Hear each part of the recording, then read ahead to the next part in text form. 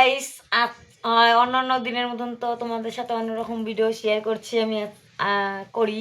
আর আজ তোমাদের সাথে অন্যরকম ভিডিও শেয়ার করব, কারণ দেখো এই যে এগুলো সব আমার খেলনা জিনিস, আমার বা আমার এক ছোট্ট ম্যাডামের।